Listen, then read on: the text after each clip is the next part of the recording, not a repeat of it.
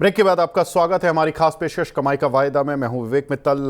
दोस्तों, मार्केट की स्थिति पर नज़र डालें तो इस समय मार्केट में थोड़ी वॉलेटिलिटी तो चल रही है। 890 के ऊपर निफ्टी गया था लेकिन वहां से लौट आया। 45 पॉइंट के ऊपर निफ्टी रह गया। अभी 160 पॉइंट ऊपर सेंसेक्स है, लेकिन निफ्टी आईटी निफ्टी बैंक दोनों में करीब करीब 50 पॉइंट की बढ़त देखने के लिए मिल रही है। तो मार्केट रिकवर होने की तो पिछले एक वीक की जो ब्लो थे वहाँ से रिकवर करने की कोशिश कर रहा है, लेकिन क्या मार्केट तेज़ी से चल पाएगा या यहाँ पे कुछ धोखे तो नहीं बने हुए? इन सभी मुद्दों पर बात होगी। हमारे साथ खास मेहमान जुड़ चुके हैं। हमारे साथ वरुण एन जोशी जी जुड़ चुके हैं, डायरेक्टर हैं गोल्फी से। Varun ji, hi, good afternoon. Good afternoon sir Vivek ji और सभी दर्शकों को गुड आफ्टरनून।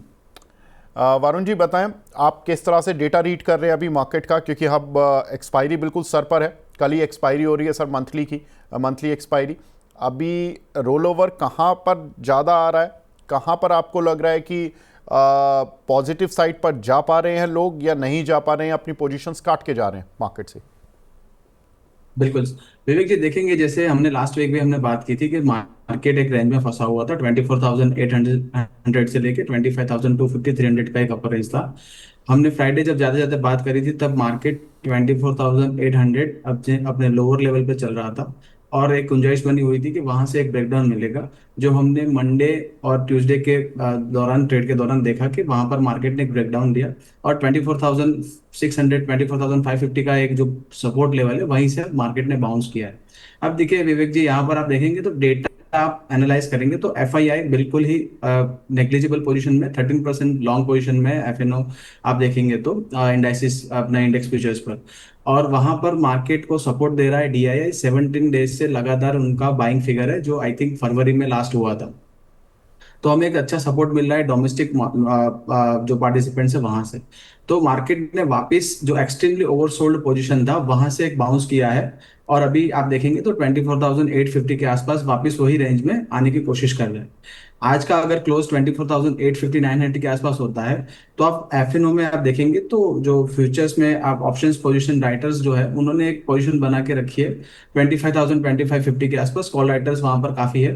तो 25,050 क्रॉस करना मुश्किल है, मगर ये रेंज में वापस मार्केट आ सकता है विवेक जी। ठीक है। एक हमारी दर्शक हैं गांधी अमिता जी, उन्होंने प्रदीप जी के कहने पर जो 24,900 की स्ट्राइक की कॉल ली थी। मैम, ये डेज की पोजीशन थी इंटरडे के लिए, और प्रदीप जी जो बताकर गए हैं टारगेट और स्टॉप लॉस, उनका ज़रूर ध्यान रखिएगा। देखिए, एक्सपायरी का दिन अब बिल्कुल नज़दीक है। कल एक्सपायरी होने वाली है फ्यूचर एंड ऑप्शन की, तो इसका ज़रूर ध्यान रखिएगा। स्टॉप लॉसेस का भी ध्यान रखिए और टारगेट का भी ध्यान रखिए। इंटरडे ट्रेड था ये।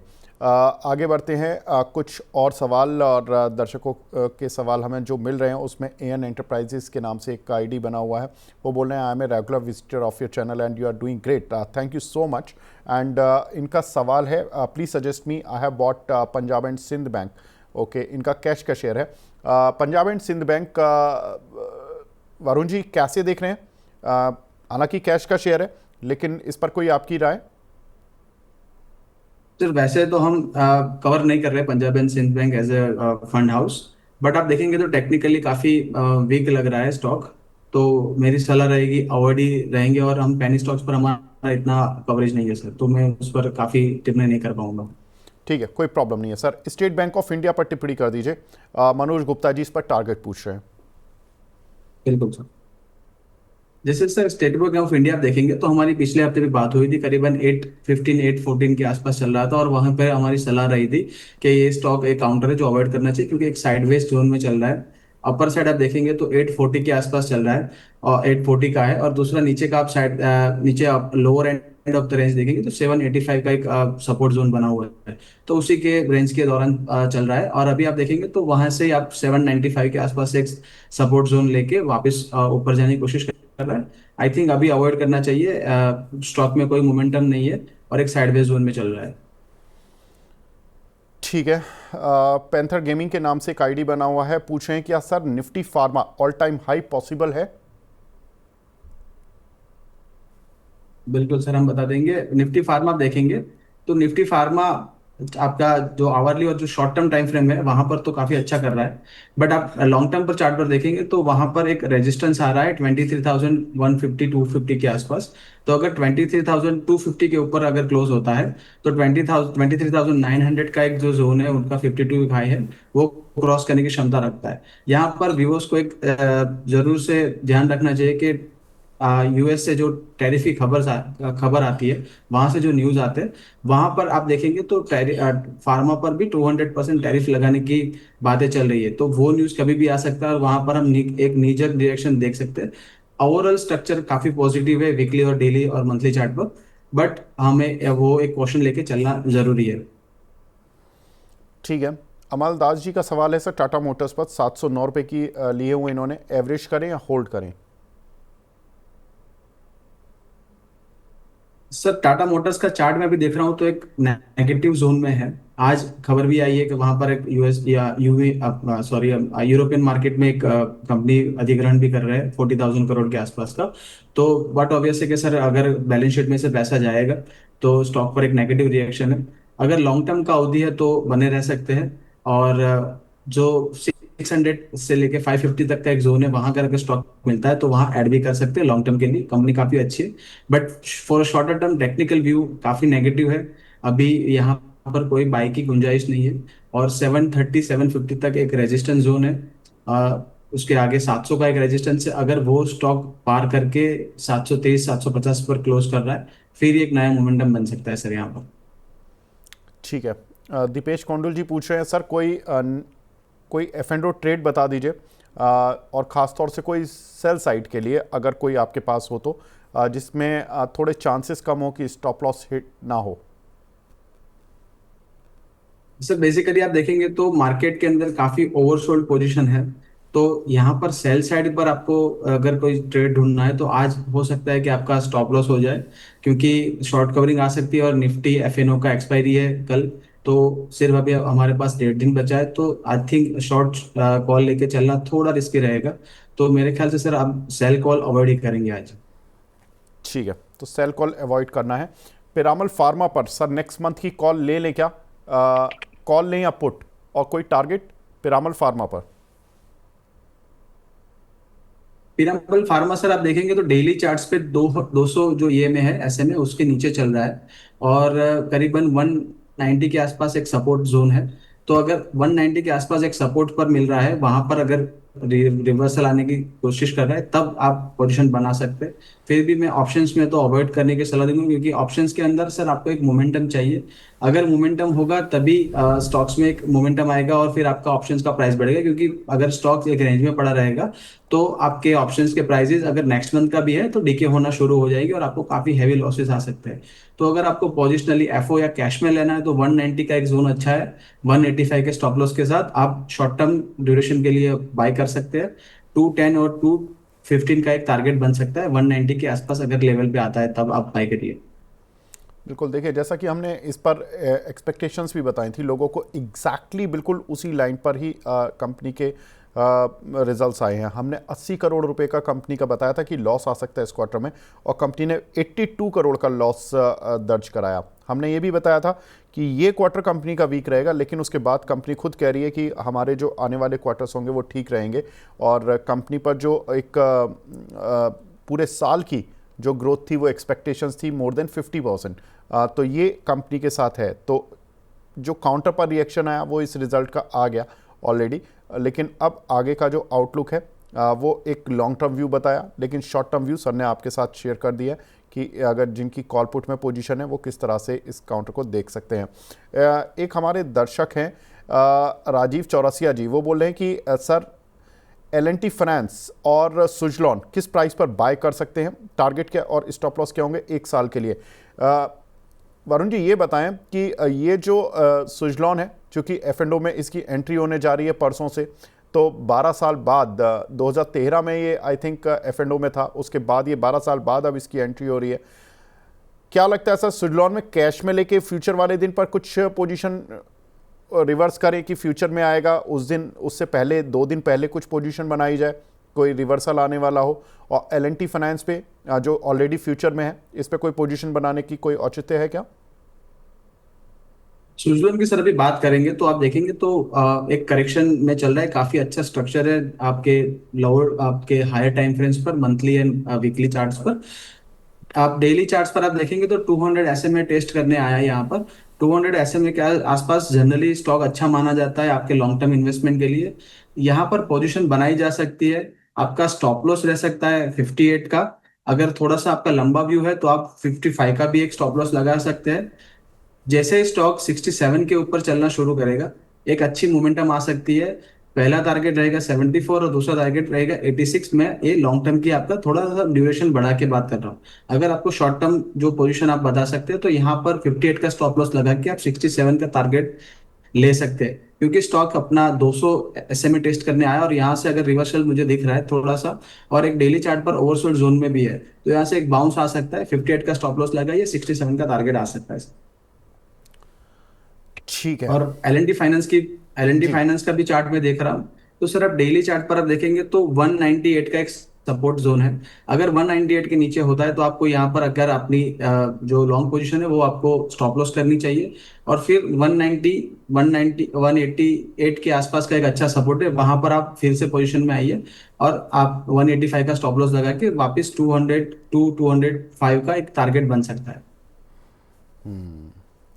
संजीव कुमार जी कह रहे हैं कि 1162 पर उन्होंने कोई शेयर लिया है। सर संजीव जी, मैं आपसे रिक्वेस्ट करूंगा सर, शेयर का नाम जरूर लिख दें, क्योंकि अभी कंफ्यूजन है कि आपने कौन सा शेयर लिया है। एक हमारे दर्शक हैं शाहिद बलसानिया जी, इनका सवाल है सर कि अगस्त सीरीज के लिए कोई कॉल ऑप्शन बता दीजिए किसी स्टॉक का, जो कि वो लेकर रख सकें। कॉल ऑप्शन है कोई? अ, विवेक जी माफ कीजिएगा, ऐसे तो हम नहीं बता पाएंगे, क्योंकि एक रैंडम पोजीशन हो जाएगी और फिर हो सकता है कि क्लाइंट को लॉस भी हो सके, अपना जो व्यूअर है। नहीं, बट मैंने आपकी आपको आपकी फ्राइडे। अगर कोई ट्रेडिंग कॉल या पोजिशनल कॉल जो आप दर्शकों के साथ साथ शेयर करना चाहें, तो उस पर बता दीजिए। सर हाल फिलहाल मैं टोरेंट फार्मास्यूटिकल पर मैं थोड़ा बुलिश हूँ। ओके। उस पर आप 3800 का कॉल ले सकते हैं वहां पर। 3800 की कॉल आप बाय कर सकते हैं इस करंट मार्केट प्राइस पर। और वहां पर आपको स्टॉप लॉस जो लगाना है, कैश का आपको सेलेक्ट करना है, और स्टॉप लॉस आपका रहेगा 37, सॉरी माफ कीजिएगा, 3685 का स्टॉप लॉस रहेगा। वहां अगर ट्रेड करना नीचे शुरू करता है तो आप ये कॉल से एग्जिट कर सकते हैं। एक्चुअली सर मेरा सिस्टम अपडेट नहीं हो रहा है तो मुझे कॉल का प्राइस नहीं दिख रहा है, बट आप आप टोरेंट आपने सर कौन फार्मास्यूटिकल सी स्ट्राइक की कॉल बताई, मैं बता देता हूं आपको। 3800 3800 की कॉल 3800 आप ले सकते अगस्त। हैं। जी बिल्कुल। तो सर ये 97 रुपीज़ की चल रही है अभी, 95 टू नाइन्टी जी सेवन बिल्कुल। रुपीज़ जी, और आप देखेंगे तो सर 3685 का अगर स्टॉप लॉस होता है यहाँ पर स्टॉक, क्योंकि कैश में अभी चल रहा है 3740 के आसपास का, तो आप देखेंगे तो डीके अगर होगा तो आपका सर 80 का स्टॉप लॉस आएगा, तो 97 का कॉल है। अगर आपका जो स्टॉक का टारगेट है 3900 एंड 3950, तो स्टॉक करीबन 120 से लेके 125 तक जा सकता है, और स्टॉप लॉस आपका रहेगा 80 का। ठीक है। तो अगस्त सीरीज की टोरेंट फार्मा की कॉल लेनी है, 3800 की स्ट्राइक, अभी 96 रुपीज़ की चल रही है। टारगेट शेयर का रहेगा करीब 3900 का, तो यहाँ से काउंटर करीब करीब 39 3950। तो ये जो कॉल है 3800 वाली, ये करीब करीब आपकी 125 तो कम से कम हो ही जाएगी। और अगर टाइम डिके हुआ तब, और अगर ये शुरुआत में ही अभी एकदम से जर्क मार गई, शुरुआत में ही चलनी शुरू हो गई, तो जो प्रीमियम होता है वो जनरली कॉल के साथ बना रहता है, थोड़ा डिके होता है। तो उस समय के लिए आप टारगेट लगा कर रखें काउंटर पर 3900 का। तो अभी 3738 रुपये 3738 चल रहा है, तो यहाँ से ऑलमोस्ट 150 रुपये ऊपर का मूव इस काउंटर पर आप एक्सपेक्ट कर सकते हैं। और कॉल का जो एक स्टॉप लॉस लेकर चलें, वो लेकर चलें 80 रुपये का। दैट मीन्स कि यहाँ से 16 रुपये नीचे का स्टॉप लॉस, 250 का लॉट साइज है, 16 रुपये नीचे का स्टॉप लॉस का मतलब हो गया कि करीब करीब 4000 रुपये का एक स्टॉप लॉस यानी कि लॉस हो सकता है अगर इस स्ट्रेटजी पर बढ़ते हैं। और 125 रुपये का जो पहला टारगेट दिया है वरुण जी ने कॉल पर, तो लगभग आपको 30 रुपये मिल सकते हैं, यानी कि 7500 रुपये आपको मिल जाएंगे। और अगर रिस्क है तो वो है 4000 रुपये का। तो ये आप के लिए ट्रेड है अगर आप अगस्त सीरीज में कोई काउंटर पर जाना चाहते हैं। वरुण जी, मुझे याद है आपने एक केईआई इंडस्ट्री में सेल कॉल दी थी सर, उसके बारे में भी बता दीजिए कि क्या उसका रहा। सर केया इंडस्ट्री पर हमने जब कॉल दी थी थर्सडे को, और फ्राइडे पर ही 3832 का एक टारगेट, हमारा 3820 का टारगेट था, वहां पर 3832 आया था जो स्टॉक, और फिर वहां से बाउंस करके वापस वही जोन में आया था। और फिर मैंने ट्रेलिंग एसएल लगाने को बोला था 3880, जो हमारा एंट्री प्राइस था। तो आई थिंक हाल फिलहाल जो ट्रेलिंग एसएल तो हो चुका है। अगर किसी ने कॉल लिया होता और 3832 पर बुक किया होता तो वहां थोड़ा पैसा बन सकता था। बट हाल फिलहाल के इंडस्ट्री आप देखेंगे तो वही जोन में चल रहा है। अभी नेक्स्ट ट्रिगर से यहाँ पर वही बन रहा है और साइडवेज जोन में ही चल रहा है, तो यहाँ पर अब अवॉइड करने की सलाह दूंगा सबको। ठीक है। देखिए, तो उस समय पर जब कॉल दी गई थी तो उस समय पर इस पर एक प्रॉफिट हुआ था। वरुण जी ने, मतलब कॉल का मतलब पुट दी गई थी, कॉल, जी बिल्कुल, तो उन्होंने सेल हाँ। करने की सलाह दी थी के ई आई इंडस्ट्रीज़ को, और ये काउंटर उस समय नीचे भी गिरा था। तो जिन लोगों ने प्रॉफिट बुक किया वो ठीक, और जिन्होंने नहीं भी किया तो भाव भाव के करीब चल रहा, तो एग्जिट कर सकते थे। और अगर किसी ने नहीं किया तो वो अभी भी सवाल पूछ सकते हैं। वैसे तो वरुण जी कह रहे हैं कि इसको अब अवॉइड ही करना चाहिए। नेक्स्ट क्वेश्चन हमें मिला है राहुल सूर्य जी का, अंबुजा सीमेंट पर आपका व्यू जानना चाहते हैं। बिल्कुल सर। सर आप देखेंगे तो रिसेंटली सीमेंट सेक्टर के अंदर मिड कैप सीमेंट ने काफी अच्छे रिजल्ट्स दिए, जैसे सागर सीमेंट आप देख लीजिए, ओरिएंट सीमेंट देख लीजिए, या लार्ज कैप में अल्ट्राटेक सीमेंट ने भी अच्छे रिजल्ट्स दिए। तो सीमेंट जैसा सेक्टर अच्छा कर रहा है। अंबुजा सीमेंट का भी आप स्ट्रक्चर देखेंगे तो सर सारे टाइम फ्रेम पर अच्छा है। डेली चार्ट्स पर भी एक अच्छा करेक्शन लेके वापस ऊपर आने की कोशिश कर रहा है। जैसे ये काउंटर 620 के ऊपर चलना शुरू करेगा, आपका पहला टारगेट रहेगा 630, और दूसरा टारगेट रहेगा आपका 645 का। आपको सर ऐसा लगाना है 612 का। ठीक है। एक सवाल हमें मिला है साबिया सईद जी का, ये वेदांता पर सर 442 की इनकी खरीद है, इस पर क्या शॉर्ट टर्म टारगेट रहेगा? वरुण जी, देखिए, क्रूड ऑयल कल 3% चला, और मेटल के प्राइजेस भी थोड़ा सा अब इंटरनेशनल मार्केट में थोड़ा सा ऊपर आ रहे हैं। Vedanta is a blend of both the things, क्योंकि उसमें क्रूड ऑयल भी है, मेटल भी है। कुछ लग रहा है काउंटर पर आपको? हाल फिलहाल विवेक जी आप देखेंगे वेदांता का चार्ट तो काफी सुर्खियों में बना हुआ है। कहाँ वो एक रिपोर्ट भी आई थी, और वहां पर से एक शार्प सेल ऑफ भी देखने को मिला था, वहां से बाउंस कर गया है स्टॉक। अभी भी साइडवेज जोन में है। जब तक ये स्टॉक 450 के ऊपर चलना नहीं शुरू करता वहां पर कोई मोमेंटम नहीं है।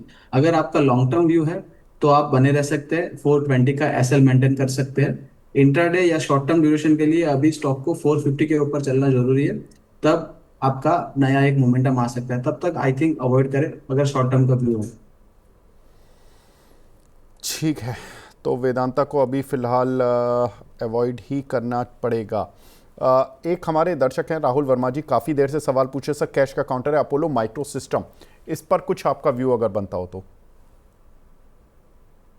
बिल्कुल सर, आपने सर अपोलो माइक्रो सिस्टम बताया ना। जी। अपोलो माइक्रो सिस्टम का सर चार्ट देखेंगे तो काफी वीक चार्ट है। उनका जो अगर हमारे व्यूवर्स है उनका अगर लॉन्ग टर्म का व्यू है तभी आप बैनर रह सकते हैं, नहीं तो मैं सर ये लेवल्स पर एग्जिट बोलूंगा। स्टॉक में री एंटर करने का अच्छा लेवल है 150 के आसपास का। अगर 150 145 के जोन में मिलता है तो आप री एंटर कर सकते हैं। अभी हाल फिलहाल ये स्टॉक्स एक काउंटर से आप एग्जिट ले सकते हैं अगर आपका शॉर्ट टर्म व्यू है। ठीक है, एक दो सवाल मुझे कैश के लेने पड़ेंगे क्योंकि हमारे मेंबर्स के सवाल हैं। राहुल कुमार जी का सवाल है सर, मैंगलोर केमिकल 500 शेयर हैं इनके पास, क्या सेफ है? सर मैंगलोर केमिकल अपने। जी, मैंगलोर केमिकल एंड फर्टिलाइज़र, इन्होंने लिया हुआ है 500 शेयर लिए हुए हैं, इन्होंने प्राइस नहीं बताया। सर ये सही लग रहा है चार्ट पर? जी बिल्कुल sir, Mangalore chemical and fertiliser एक अपना अनचार्टेड टेरिटरी में अभी ट्रेड कर रहा है और अपना 52 हाई पे चल रहा है। करीबन 353 का आप देखेंगे तो रेट चल रहा है मार्केट के अंदर। थोड़ा सा ओवरबॉट जोन में चल रहा है आपके डेली और वीकली चार्ट में। तो अगर आपका शॉर्ट टर्म व्यू है तो आप यहाँ पर थोड़ा सा एग्जिट लेके आपका पार्शियल पोजीशन बुक कर सकते हैं, और वापस आप 320 के जोन में आप वापस एंटर कर सकते हैं। चार्ट काफी अच्छा है, काफी अच्छे ब्रेकआउट्स देकर अभी चार्ट बैठा है। और आपका लॉन्ग टर्म व्यू है तो आप बने रहिए, कोई प्रॉब्लम नहीं है। स्टॉक में थोड़ा सा हल्का करेक्शन आ सकता है 320 के आसपास, आपकी पोजीशन और वहां पर आप ऐड कर सकते हैं। और अभी तो अनचार्टेड टेरिटरी में तो stock can go 10-15% higher from there here also. ठीक है। एक सवाल हमें मिला है सोनी कुमारी जी का, गुजरात अंबुजा एक्सपोर्ट पर सर 130 रुपये के लिए हुए हैं इन्होंने। आज काउंटर पर मूव है, GAEL के नाम से इस काउंटर का कोड है, गुजरात अंबुजा एक्सपोर्ट लिमिटेड, 110 रुपये पर आ रखा है। अभी इसमें क्या करें सर? सर चार्ट काफी वीक है गुजरात अंबुजा एक्सपोर्ट का। 110 के जोन के आसपास अभी एक शार्प मूव देने की कोशिश कर रहा है, 4% आई थिंक अर्निंग्स के वजह से हो सकता है। 98 के आसपास एक स्टॉक, एक अच्छा सा जोन है, वहां से स्टॉक ने दूसरी बार बाउंस करने की कोशिश की है। अगर 98 नीचे क्लोज करता है तो और स्टॉक में गिरावट आ सकती है। तो आई थिंक डेली चार्ट या वीकली चार्ट के पर्सपेक्टिव में देखूंगा, तो यानी शॉर्ट टर्म या थोड़ा सा मीडियम टर्म व्यू, अभी स्टॉक साइडवेज में और नेगेटिव टेरिटरी में, तो आई थिंक अवॉइड करना ही बेटर रहेगा। ठीक है। एक सवाल हमें मिला है यहाँ पर, बजाज फाइनेंस का फ्यूचर लिया हुआ है हर्ष पटेल जी ने, क्या करें सर इस काउंटर पर, क्या टारगेट रहेगा? विवेक जी, आप देखेंगे बजाज फाइनेंस का हमने हमारे लास्ट वीक के शो में भी डिस्कशन किया हुआ था, करीबन 950 के आसपास स्टॉक का स्ट्रक्चर काफी अच्छा बना हुआ था। बट रिजल्ट्स के बाद स्टॉक का जो मैनेजमेंट का कमेंट्री के बाद स्टॉक में गिरावट देखी है। अभी भी lower end of the range जब 880 का है वहां पर ट्रेड करना शुरू कर रहा है, और वहां से अगर ब्रेकडाउन करेगा तो आई थिंक 830 815 तक भी जा सकता है स्टॉक। तो अगर आपका शॉर्ट टर्म व्यू है, 880 से 900 के ऊपर क्लोज नहीं आता है तो स्टॉक स्टॉक के अंदर और नेगेटिविटी बनी रहेगी, और 830 815 के आसपास स्टॉक आ सकता है सर। ठीक है। एक हमारे दर्शक हैं, रेगुलर व्यूअर हैं, आहूजा साहब, ये पूछे हैं वरुण बेवरेजेस पर, सर इस पे रिजल्ट्स आए थे कंपनी के और रेवेन्यू कंपनी का करीब 2.5% डाउन रहा, एबिटा करीब करीब एक्सपेक्टेशन से बेटर आया, जो कि 0.4% अप था, मार्जिन्स भी मार्जिनली अप रहे, करीब 110 बेसिस पॉइंट, 27.7% से बढ़कर 28.8, और प्रॉफिट में करीब 5% का जंप देखने के लिए मिला। अब प्रॉब्लम कहाँ आई? प्रॉब्लम आई कि जब इस पे दो विदेशी ब्रोकरेज हाउसेज ने, एक ने उसको अपग्रेड किया और दूसरे ने उसको डाउनग्रेड किया। वो है गोल्डमैन सैक्स जिसने कि काउंटर को अपग्रेड किया है और CLSA ने लोअर किया है।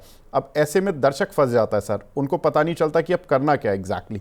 आप बताएं सर कि इसको चार्ट और डेटा के आधार पे करना क्या चाहिए? सर काफी अच्छा स्टॉक है, ब्लू चिप स्टॉक है, और काफी ईयर से आप देखेंगे तो काफी सालों से एक अच्छा मोमेंटम में रहता है और अब प्रॉफिट सबको दिया है। इस बार आप देखेंगे तो इस बार की साइकिल में स्टॉक काफी डाउन ट्रेंड चल रहा है, और करीबन 450 के आसपास का एक बेस बना के स्टॉक ने बाउंस दिया है। डेली चार्ट पे हालांकि आप देखेंगे तो सर एक हायर हाई बनाने की कोशिश की है काफी दिनों के बाद, काफी ट्रेडिंग सेशंस के बाद। अगर स्टॉक 490 जोन के ऊपर रहता है तो एक बुलिश जोन में रहेगा, और करीबन 540 550 तक आ सकता है।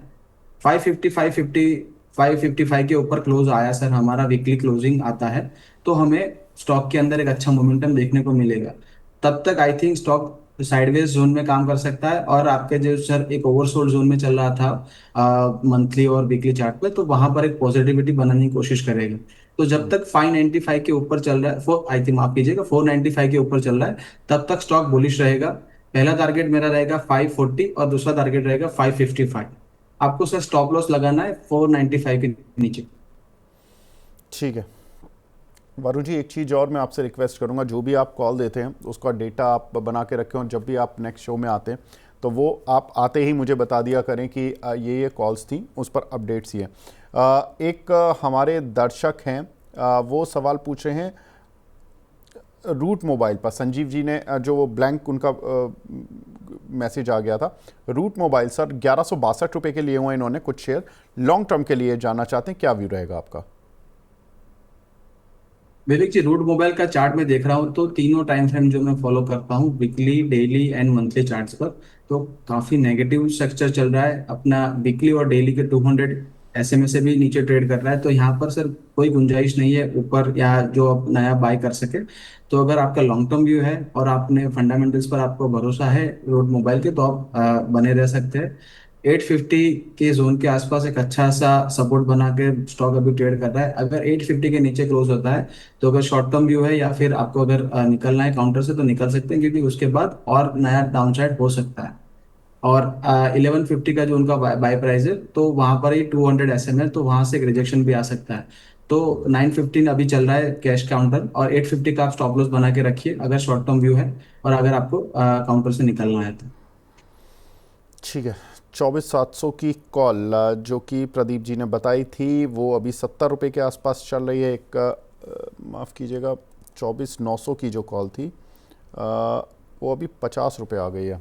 ओके, और 70 रुपये की ली थी। प्रदीप जी ने जो बताया था, सर स्टॉप लॉस लेकर चलना पड़ेगा। प्रदीप जी आई थिंक 35 रुपये का एक स्टॉप लॉस बताकर गए थे, थोड़ा डीप स्टॉप लॉस था 35 या 32 रुपये का। तो वो आप स्टॉप लॉस ज़रूर ध्यान में रख के लगा कर रखें, क्योंकि इस समय मार्केट हमने पहले ही बताया कि एफ एंड ओ में थोड़ा वॉलेटाइल है। और अब देखिए ये थोड़ी सी स्थिति नाजुक है। वरुण जी, आपका क्या टेक है? अगर किसी के पास 24,900 की कॉल है, आज अभी थोड़ी देर पहले ही, करीब आधा घंटे पहले प्रदीप जी ने एक कॉल दी थी 24,900 की निफ्टी पर 70 रुपये पर। अभी ये कॉल 50 रुपये चल रही है ऑलमोस्ट। क्या करना है? मतलब इसको अभी कोई स्टॉप लॉस, वैसे तो 32 से 35 का बता कर गए थे, आपके हिसाब से कोई स्टॉप लॉस है क्या अलग? नहीं सर, वही हम स्टॉप लॉस रखेंगे, क्योंकि आप देखेंगे तो निफ्टी एग्जैक्टली अपने वीवेप पर, इंटरडे वीवेप पर अभी काम कर रहा है। वहां पर एक सपोर्ट लेने की कोशिश कर रहा है। अगर यहाँ से बाउंस बैक आता है तो करीबन 24,900 और 24,950 तक भी जा सकता है। तो आप 24,840 का निफ्टी पर आप स्टॉप लॉस बना के रखिए। अगर 24,840 के नीचे अगर निफ्टी ट्रेड करना शुरू होता है तो आप यहाँ पर लॉस बुक करके एग्जिट कर सकते हैं। ठीक है सर। सर बस आखिरी सवाल ले रहा हूँ, तो अनुपम घाटी जी का है। जीपीपीएल काफ़ी देर से पूछ रहे हैं, गुजरात पीपावाव, जीपीपीएल गुजरात पीपावाव पोर्ट 159 का है। इस पर आपका व्यू चाहिए लॉन्ग टर्म।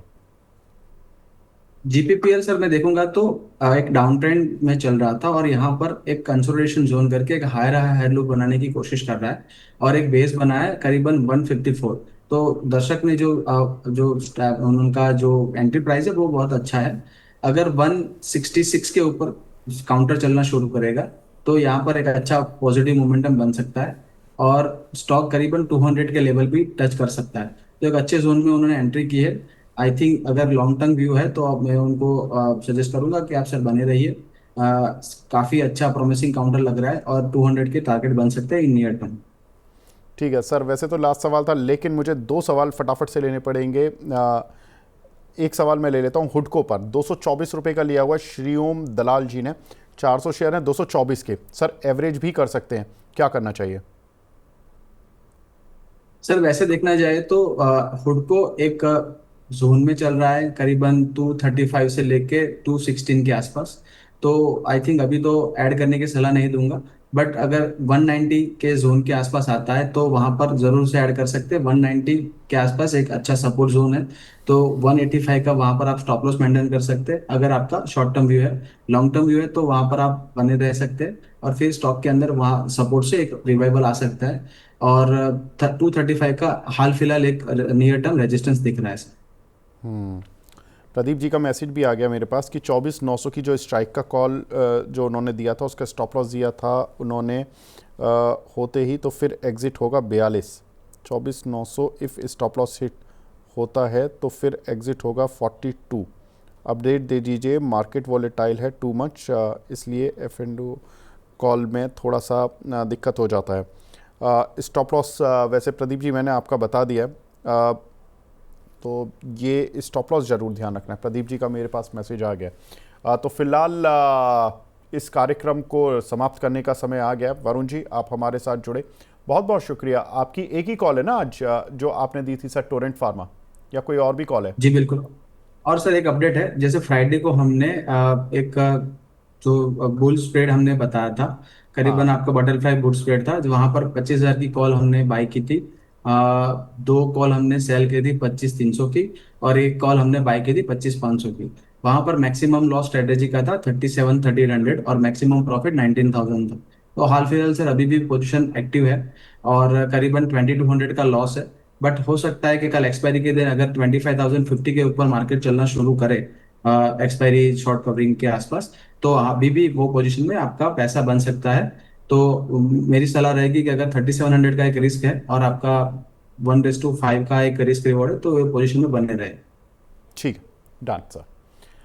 तो ये सर ने जो फ्राइडे कॉल दी उस पर अपडेट, और आज की कॉल टोरेंट फार्मा, जहां पर कि वरुण जी को लगता है कि पॉजिटिव साइड पर मोमेंटम आएगा, करीब 150 रुपये काउंटर चल सकता है। साथ ही एक जो कॉल थी ये आपके सामने टोरेंट फार्मा, यहाँ पर कॉल दी हुई है सर ने 3950 का टारगेट 3800 रुपये चल रहा है, और 3685 का एक स्टॉप लॉस लेकर चल रहा है। तो ये अपडेट आपके साथ टोरेंट फार्मा का। इस पर आप कॉल में भी पोजीशन बना सकते हैं 3800 की स्ट्राइक की, जो कि अगस्त महीने की लेकिन होनी चाहिए। वरुण जी, आप हमारे साथ जुड़े सर, बहुत बहुत शुक्रिया हमसे जुड़ने के लिए, अपना प्रीशियस टाइम देने के लिए, थैंक यू। तो फिलहाल इस कार्यक्रम को यहीं पे समाप्त करने का समय आ गया है। बने रहिए मनी 9 के साथ। नमस्कार।